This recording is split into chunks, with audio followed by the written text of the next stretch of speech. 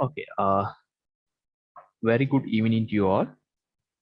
So today we are going to start the sixth free seminar uh, of visual identification of natural sapphire and ruby. Okay, so we have conducted 5 pre-online seminars before. I think most of you have connected with us. So I will introduce our resource person, Mr. Gutila Vijay Surya, gemologist with 47 years of experiences. So I will give a brief introduction about him.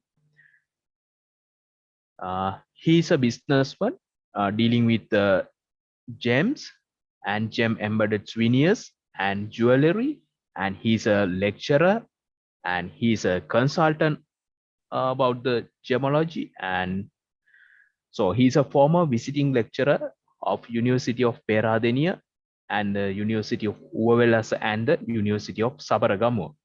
So, and he is former advisor of the Ministry of Enterprise Development and Investment Promotion and consultant of the National Gem and Jewelry Authority. And he's a winner of Dedicated Teacher Award from the Gemologist Association of Sri Lanka. So he had more than 47 years of experience. So I will invite Mr. Gutila Vijay Surya to conduct this seminar. So you can start the seminar now. I welcome all of you for being with us today, and we are going to talk about a very interesting topic today. Now, this is part of our exercise endeavor to transform 50 years of academic learning, practical skills, and professional experience into deliverable knowledge. So many students have already, learned from us, and they are very happy and they are very enthusiastic because our courses are mostly practicals. We have about 80% practicals. And then now we are going to disseminate knowledge from time to time to the industry so that you will gather certain amount of knowledge, even if you don't do the courses from our institute. But of course, I advise if you want to get the total knowledge, then there is no alternative other than learning practicals actually. Practical is a very important component in gemology because if you don't have the experience in handling gems and identifying synthetics, imitations, and having trade experience, it is going to be a very difficult task. Because I went through, having obtained my diploma with the London Gemological Association of Great Britain in 1980, I started buying and selling, and I was caught various times actually because I didn't have the practical knowledge. So knowing that, I'm going to impart knowledge from time to time on certain vital aspects of gemology, which will be very useful to you. So today I'm going to talk about the most important gemstones other than diamond, ruby and sapphire. Now, a lot of people know about ruby and sapphire, or sapphire and ruby, but very few people know the gem species. Actually, the gem species which produces sapphire of all colors and ruby, as well as star sapphire, star ruby, belong to the species Corundum. So, under Corundum, you have all the colors of sapphire, ruby, star sapphire, and star ruby.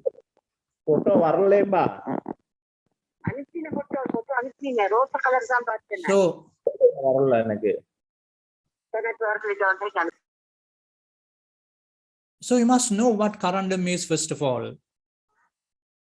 The chemical composition of Corundum is actually aluminum oxide. But if it occurs In pure form, it is absolutely colorless. The reason is, in the composition of corundum, there is no coloring elements. And that is why when you mine gems, most corundum are almost colorless. Some, of course, have this titanium dioxide impurity, but others are basically colorless. Can you please mute your phone if you have disturbances, please? So now, when you talk about corundum, of course, it is aluminum oxide, but the aluminum oxide forms a unit actually. The space in which the aluminum and oxygen atoms occupy have a particular geometric shape, and we call it unit cells. And some call it lattice actually. So under all gemstones, in fact, most of the gemstones which are crystalline belongs to different unit cell types actually. Some are cubic, some are tetragonal, some are trigonal, some are orthorhombic, like that. Different cell types are there. There are 14 different types of cells which are called Bravais lattices, but they all fit into 7 groups, which we call the 7 crystal systems. So for instance, cubic, tetragonal, hexagonal, trigonal, orthorhombic, monoclinic, and triclinic. Those are the 7 unit cell types actually. So corundum belongs to the trigonal system. So their basic unit cell is rhombohedral. The fascinating aspect of this is that when these unit cells are repeated during crystallization to form solids, they assume highly characteristic geometric forms. Because as you know, when you have a brick, you can have different shapes. Now, if you look at the pyramids, they have a unique shape made out of those numerous amounts of single bricks. So like that, in corundum also, these unit cells give rise to various geometrical shapes, which are extremely important in the identification of corundum and its varieties. So basically, the corundum crystals have a 6-sided cross-section actually. Now, like this one. Now, this is the most common form or crystalline form of corundum. Maybe sapphire, ruby, or star sapphire, star ruby, or gewda, or whatever it is. The natural form in which it occurs in the rocks always have this sort of crystalline shape actually. Basically, as I explained, the cross-section is hexagonal, 6-sided. But the building up of these atoms in different ways give rise to various characteristic geometric forms. So it can be a hexagonal prism, it can be a hexagonal bipyramid, it can be a very flat hexagonal tabular prism, it can be a prism with certain other faces of different forms related to the symmetry of corundum. But this is a unique piece where it has 2 pyramids terminated with 2 flat surfaces. So corundum occurs like this. But of course, when it is mixed with sediments or gravel and transported, this shape is lost to some extent or fully, depending on the extent of transport or abrasion. So when you look at these crystals have highly diagnostic features. I mean the surface features. The most predominant feature of corundum in their crystal surface is the lateral striations. That indicates that this is a natural crystal.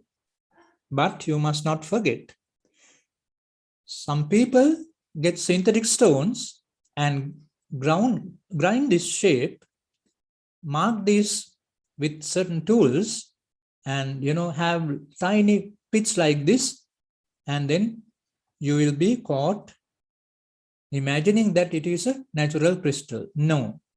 If you study well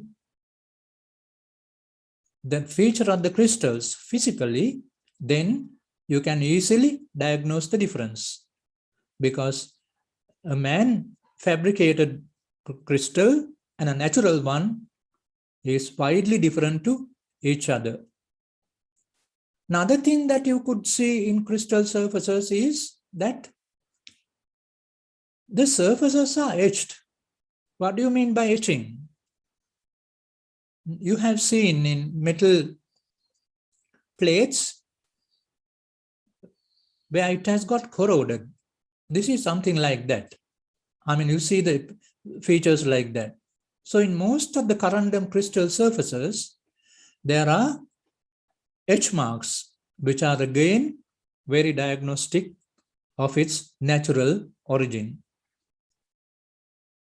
Another thing that you would see in crystals, not only of corundum, negative crystal cavities. The cavities having a geometric shape.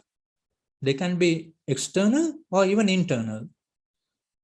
They are also a very diagnostic feature of a natural crystal. And the other thing is, you would see in some crystals, there are layers of growth, which we call growth marks. They are also very characteristic of the natural crystals. Of course, these occur on top flat surfaces mostly. There again, it will be a very useful identifying feature indicating that it is a natural sapphire. Sometimes, now I told you that sapphire, you saw sapphire is termed allochromatic. What is meant by allochromatic? Allochromatic minerals do not have the coloring elements in their own composition. Coloring elements has to incorporate during the growth to produce color. That is why in sapphire, you extremely rarely see a very evenly colored stone. Most often, particularly in Sri Lanka and certain other localities, colors are not homogeneous. Therefore, that is also a feature that indicates natural origin. Of course, we have to know the pattern of distribution as to how it is distributed and so on. So now this is actually, you would see in some crystals, certain faces are colored, just surface coloration. But in some crystals, the top part of the top section is colored. So the color is rarely homogeneous, but it adds to the arm of identification. So you know exactly the way that it is located and it is distributed, you can get a fair idea that it is of natural origin. I told you that sapphire corundum is an allochromatic mineral. So when different chromophoric elements incorporate in the structure, they produce different colors in the same crystal. So now this is a unique crystal where there is the blue, there is the pinkish orange, there is yellow, and once again at the tip blue. So this is the reason actually. In one way it is good, because if it is an idiochromatic mineral, it will be just one color, like almandine garnet red. But being allochromatic, different chemical elements, coloring elements, incorporate during the growth of a crystal, and they give rise to various different colors and tones. Now, the causes of color in corundum, there are two. One is due to the trace elements of certain range of elements in the periodic table, which we call the transition element series, ranging from 22 to 29 in the periodic table, and also due to certain crystal defects in the structure. Crystal defects are actually, where there should be an electron, it is not there, or where there should be an electron, another electron is there. So like that, when defects occur like that, they give rise to color. Particularly in corundum, Sri Lankan yellow sapphires owe the yellow color to crystal defects. They are not colored by any color, any coloring element actually. So because of this, sapphire occurs in a range of colors. Blue due to titanium and iron, yellow crystal defect or heat treatment of hematite activation, or pink, chromium, orange, pink and yellow mixture, orange pink, there again same thing, pinkish orange, the same thing, brown due to heavy concentration of yellow, green, purple, bicolor, and color change. What is meant by color change? Color change gems are those which have one color in daylight and another color in artificial incandescent light. Now, the classic example is alexandrite, where it is green in daylight, red in artificial tungsten light. Now, sapphire also, when it contains titanium and iron plus chromium, it is rather purplish. So under daylight, it is more or less purplish blue, and under incandescent light, it is reddish or purple red. So those are the color change varieties. And as you know, there are star stones. Corundum, when there is rutile needles oriented parallel to the lateral axis, if you cut the stone with the base parallel to the plane containing the lateral axis, it would produce a beautiful star. Of course, the strength of the star may vary depending on the concentration of rutile and the absence or presence of rutile in certain places. Another thing that is highly important in the identification of sapphire, any color, is the dichroism. Now, dichroism means, as it means, two color effect. A lot of colored gemstones are dichroic, but only a few are visibly dichroic or trichroic. Now, corundum is blue sapphire is an exception. In the parallel to the z-axis or in this direction, it produces the optimum color. But in directions perpendicular to that, the color is very light. So the first thing that you want to see is to check whether it is a sapphire. You turn the stone in different directions if it's a rough pebble and see whether there are any directions which absorbs more color, irrespective of what the color is. If it is pink, there is one direction light pink, another direction dark pink. If it is blue, there is one direction which is intense blue and another direction lighter than that. But of course, in yellow sapphires, this is very weak. It is not so noticeable. So this is a very important diagnostic feature of colored varieties of corundum. And the color distribution of corundum aids a lot in identification. Because unlike in synthetic material, I mean the common commercial synthetics, the color is incorporated parallel to the sides of the crystal, forming this sort of patterns alternating with color and colorless areas. Of course, in crystal fragments, you may see angular zones, straight color bands, or even spots of color, depending on to what extent the color has been developed.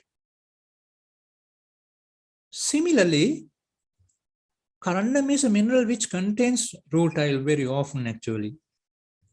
And the traditional dealer identifies corundum because of this silky impurity. Even most of the stones, if you examine thoroughly, you may see trace of silk. Under the microscope, even the clean stones which is apparent to us may show beautiful patterns of silk zoning. Sometimes it may contain needles running in one direction or three directions. So all that serves a person to identify corundum as to that it is of natural origin. Now, the other thing that a lot of people doesn't know is that the corundum, although it appears whitish in reflected light, if you look at it in transmitted light, you will see these hematite concentrations in the same spaces where the silk is. So this is, of course, in the industry, people call this diesel actually. It is basically hematite impurity. But this is the impurity which produces color on heat treatment. So it is, if you see this in a stone, it is 100% proof that it is untreated. Because on treatment, either it gets dissolved to some extent or produces blue. Another very important feature in the identification of minerals is that the presence of other minerals, the minerals where the growth has ceased and remain as very tiny microscopic crystals. Of this, there are so many types. There are certain mineral inclusions where the mineral has been there before the formation of the gem. We call them protogenetic inclusions. And usually they are rather rounded because they have been in the magma for such a long time, abrasion with each other or with harder particles, they lose their form and they are rounded. The other type is when the mineral is forming, there are impurities which are in the mineral which precipitates. And this is rutile needles or silk which has been precipitated while the gemstone is growing. So these are syngenetic mineral inclusions. The other thing is epigenetic. Certain mineral inclusions are formed after the formation of the gem. For instance, now I have had some experience when I was heat treating Gouda. There was a parti-colored blue sapphire. I mean, you call it uttu in traditional language. And halfway, the heating cycle had to be stopped. The uttu stone that I had put in there has dissociated its colorants to produce rutile and hematite. So that is epigenetic impurity formations after the crystal has been crystallized. Now, those are the mineral inclusions actually. But other than the mineral inclusions, most stones undergo fracturing during formation or even after formation. Or when this happens, part of the mother liquid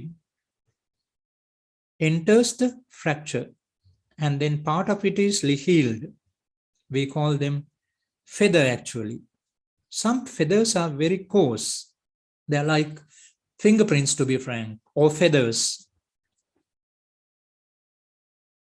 Some are just like fingerprints, the fine feathers.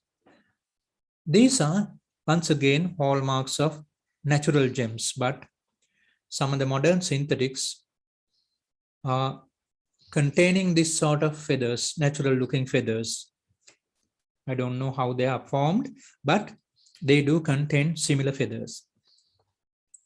These feathers are multiphase feathers.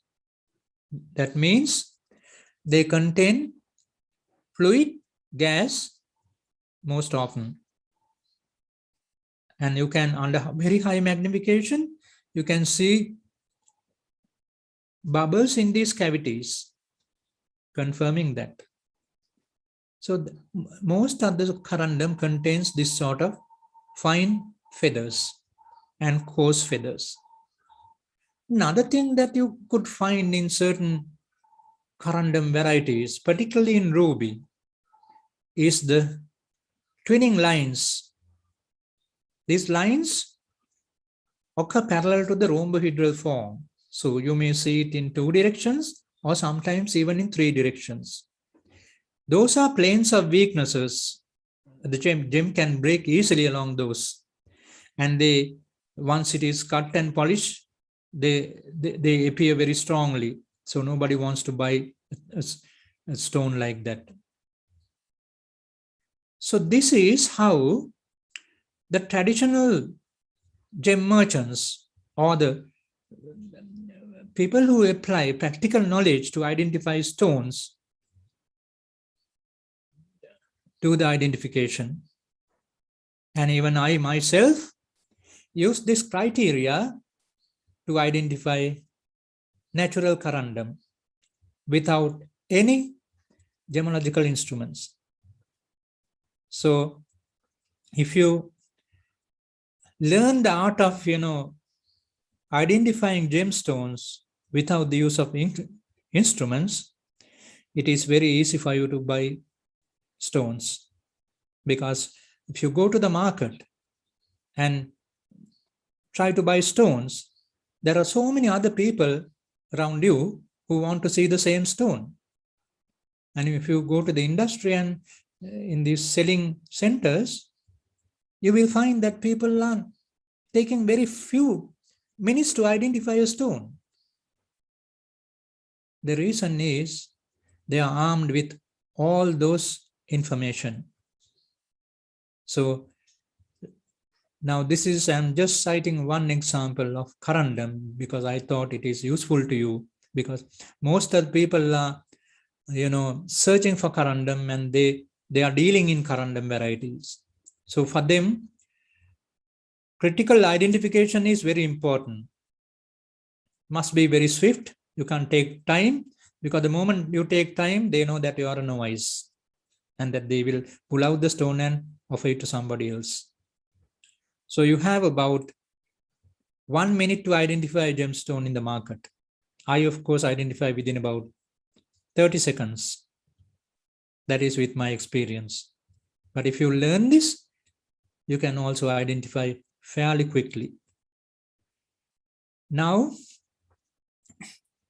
I would like to answer any questions that you have. And you can ask questions in Sinhalese, no problem. But I had to do this in English because I wanted to focus this on to a wider audience. But if you really want to, hear this lecture in your own language, particularly Sinhalese, then I can organize another presentation. That is not a problem. And now I would like to answer any questions if you have.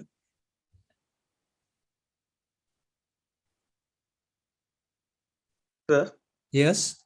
so what's the simple method for identify synthetic gemstone in gem market? What stones? What is the simply method for identify synthetic soft gems in gem market? Here the thing is this, the synthetics of different kinds, depending on the manufacturing technique. There are widely different features in different types of synthetics.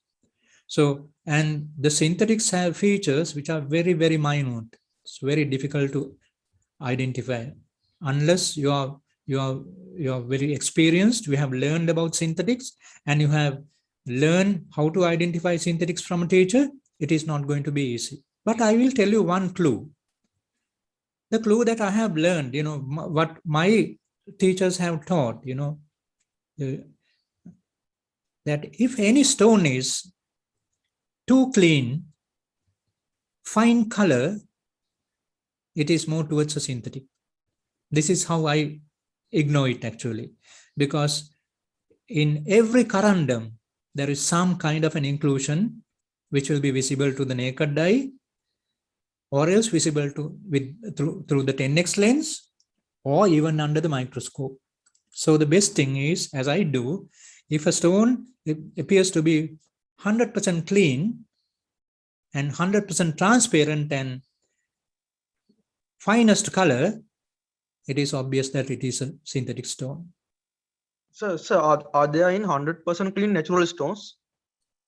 Extremely rarely. Well, the thing is this, if you do not know the type of inclusions that could be seen in corundum, you won't see, because they are so minute. That is why I conducted this lecture for you to understand what type of features are there in corundum. So now, if you know these features, then you can easily identify this. But if you are just buying stones, just because somebody else is buying and selling, you will not be able to identify any gemstone.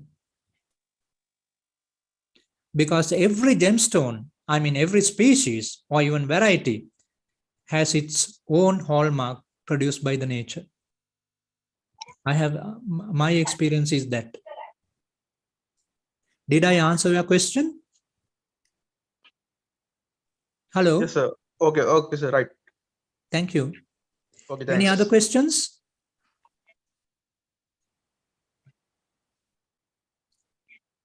සිංහලෙන් අහන්න කමක් නැහැ.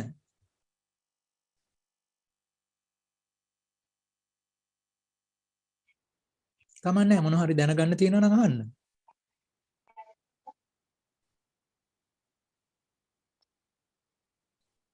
ඕගලන්ට මොකද හිතෙන්නේ මේ සාමන්ත්‍රණය ගැන? මේක ඕගලන්ට ප්‍රයෝජනවත්ද?